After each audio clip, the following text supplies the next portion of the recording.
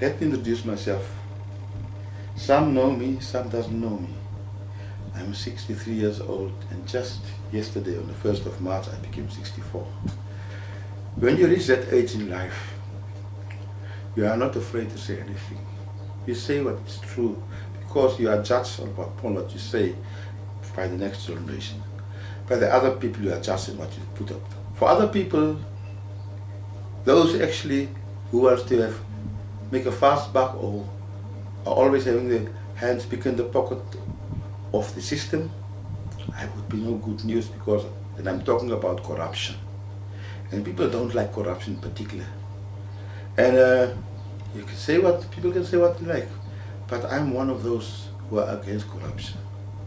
Especially if you know you had been actually associated with corruption, and after many years you prove them all wrong, then you actually become more stronger to talk about against corruption. I'm one of them. Okay, let me introduce myself. I forgot about it. I got carried away. My name is Madisia. I'm a Namibian artist.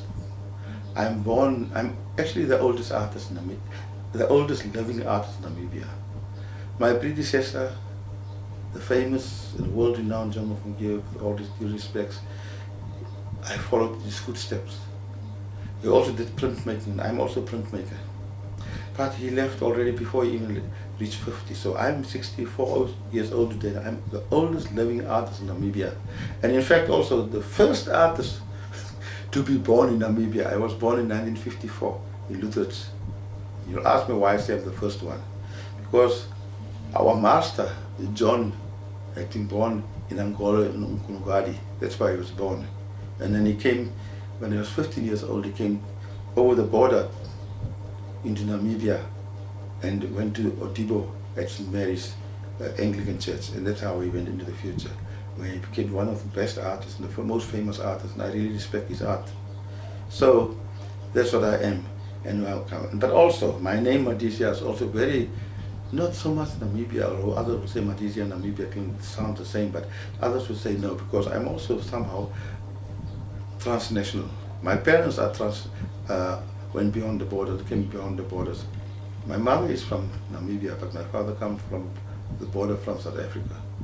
And that's why I'm also somehow the child of a transnational, and somehow my surname also depicts or tells you that I'm a transnational.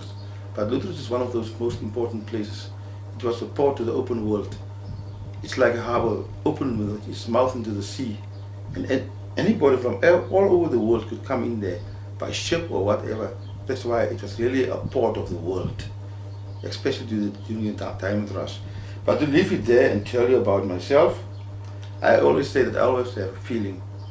I always have a feeling for the underdog, those who are at the bottom. I felt most for them, because that's where my inspiration of art comes from. And in the foregoing show that I'm going to give you, it's going to show you how I, as a printmaker, is doing my work. I start from the very basic of my drawings, come up with ideas, and then I put them down. This particular work which I'm going to show you now, it's about money. It's about corruption. When you talk about money, you talk about corruption. You talk about wealth. You talk about those who have, and then you know there's others who don't have. It's about that. And I think that is my point, why I created this work. But somehow people never understand how a work actually comes to its final stage, and how from what scratch, from nothing, these works are created.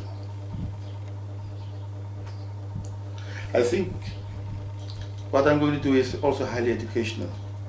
It will show many people how an artwork is created, and how an artwork and the images in that can speak volumes to the one who don't understand. Actually, almost narrative based. I'm actually telling a little story about behind my art to you through the pictures I'm showing you, but also technically, there's a lot of technical aspects which will also be discussed.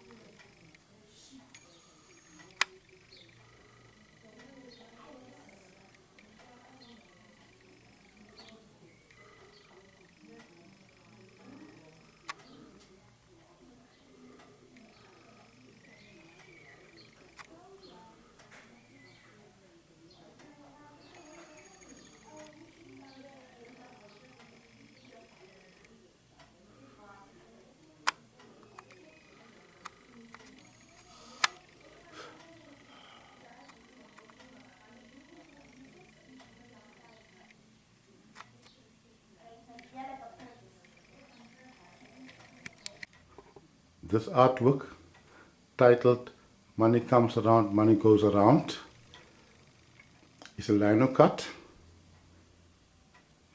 created in 2010, and the title is Money Comes Around, Money Goes Around. The work has come to this stage because of many sketches and drawings which helped me to get my lines so clear on this artwork.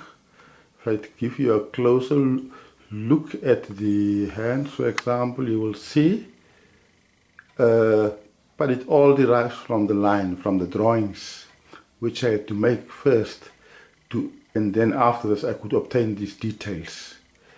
To the top is a good example.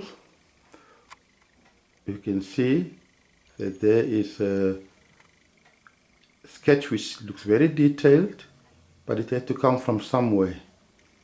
The original artwork, drawing, is how I normally start. I start with a drawing, and the drawing, as you can see here, many of the lines here has not been made in the beginning, it was just made afterwards, but I tried to find the details where I could. For example, the hands, which is very important. You can see the lines, the pencil lines, everything had been worked on right from the beginning. The bottom shows also, if you look at this part of the sketch, the drawing, and you look at the line cut here, you will see how I worked it out in the end. It's not always that you do the same. Here at the one side here, I put a big coin, but on the other side, in the beginning, I put a hand. If you look also down, you see the detail, how I worked it out in a drawing, black and white, before I start to cut on my lino cut. There's also earlier parts of that very same top part of the artwork, which I have done. And then, as I said, the beginning is the line. You can see here how the whole line started off in the beginning.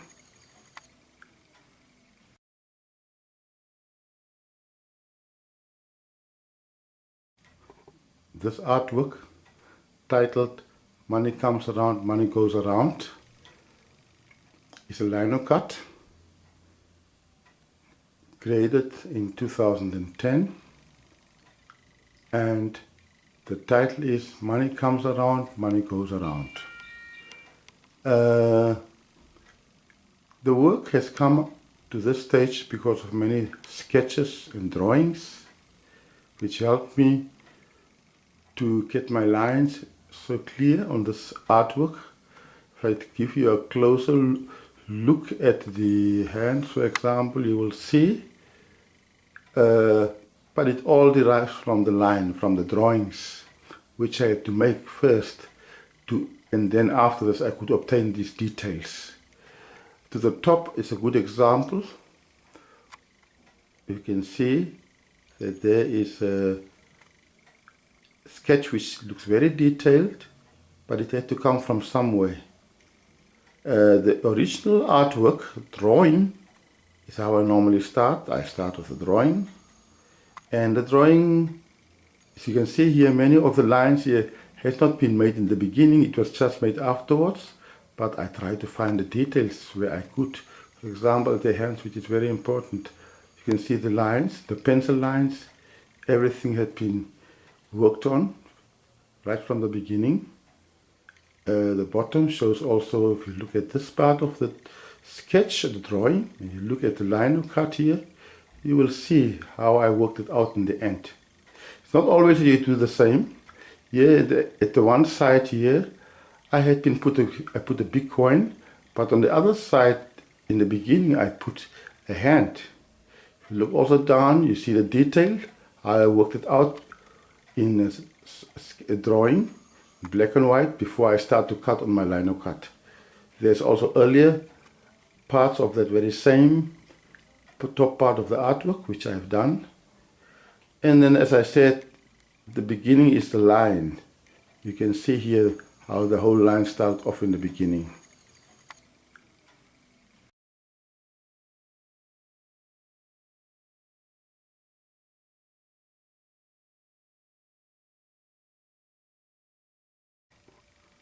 This artwork, the title says itself, "Money comes around, money goes around." But it's also how money is been distributed and obtained. That's one of the things. If one look at the scale on top, one will see objects on both sides of it, or money, bags, and all about money. Most of my themes go about the human condition and how there is the distribution and the redistribution of resources. That's very important. Sometimes you get what you call those who have and those who don't have. And also, looking at it, it shows how there's abundance in the calabash. There's abundance of milk.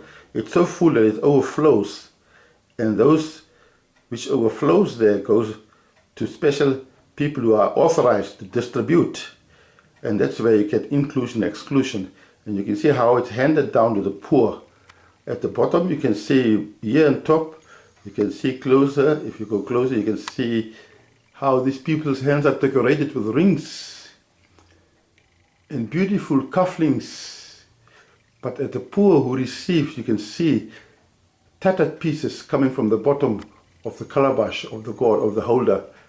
It comes tattered and it's all anchored down at different points, as if it's lost. You belong there, you belong there, you belong there.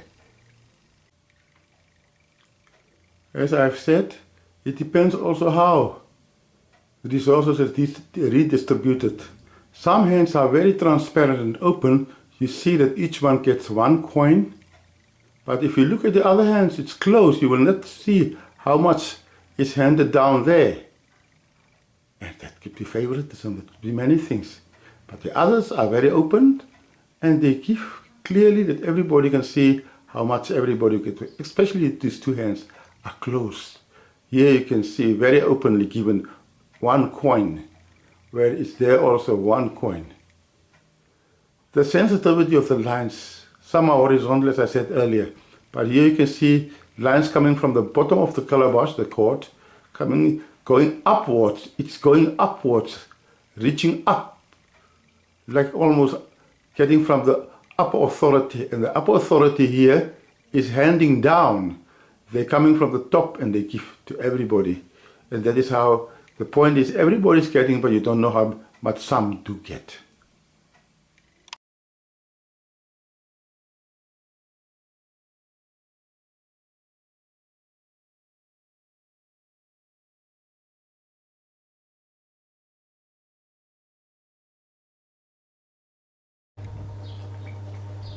Art at its best can provoke. Art can speak the truth. It can help us to slow down and contemplate a moment or two on an object, on an image, or a situation. It can take us out of the here and now into the unknown. But what can I say? I particularly appreciate artists like many that I know, and the art, where the art can, for example, show people, or teach people something, or create an awareness. That is the kind of art which I like, and I think this is the kind of art that we need at the moment in this day and age. It's all about redistribution of wealth. Those who are left out, there are so many things that one could look at, and then I know in particular many people don't like what I do. What I do is provoking them. Okay, there's also beautiful art which creates a sense of appreciation, and some people who are on the edge of the situation will appreciate this better than anybody else. And I feel that art for the men on the street, the ordinary men on the street, should be somehow narrative based. This, I don't have anything about it against abstract art. It also has a sense with color and shapes and so on. And it's for more of the bigger academic type to understand. But for the men on the street, I said the narrative-based art is just what they need. It's one of the best teachers, actually, of emotional intelligence. It's actually my art. I feel my art should give a foundation for empathy, to feel for others. That is what my art should bring. Empathy gives us the capacity to share feelings and to understand other people's situation. It's like they say, if you want to write something about people sitting in a prison or jail, then you cannot stand outside and talking about it. You must live, eat and drink with them in that very same prison where they are. Then you will understand those people's feelings and so on. It should be a shared experience. It's a trait fundamental to all humanity. When a person is unable to share empathy, I, for example, would say that they are typically diagnosed with some sort of psychological impairment. That's what I can say. That's what I can say. Finally, let me also think, I've used some background music of people, but it's music of my choice, which I like. It's musicians that I like, and the music that I play when I sometimes work. You could see when I was busy doing my printmaking there was music playing in the background. One of the guys which I like the most, or not the most, you can say the most, but which music I like to play when I'm working. I call it, sometimes I say I put on some working music, which gives me the spirit to work when I work. I play this music, and that's one of them is Jonathan Butler from South Africa. He's one of those guitars which I really admire. So you will hear his music.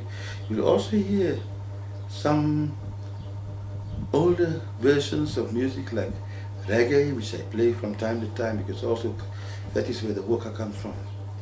And that's where the people which when I was a younger person, I liked the music the most, and it's reggae music. So you will hear of them as well. So I hope I can thank these people and all those who view this video, that you have learned something out of what I was trying to share. If you didn't learn, then it means there's a lack, and a great lack, of emotional intelligence. I cannot blame some people if they live very high and they have nothing to lose, or they have got too much to lose in the sense, then they feel what I say here is maybe very, very wrong in their eyes. But all I can say is, let the shoe, those who feel it, let the shoe fit them. But I think there are people who are really at the lower level for who this message is actually sent. And that's why it's so narrative based, that the elderly man on the street can understand what I'm doing. So I want to thank everything and everybody, and I hope this video will be highly educational to those who see it, wherever in the world, wherever you might be, that you can look at this video and say, okay, this man is speaking from his heart. That's all.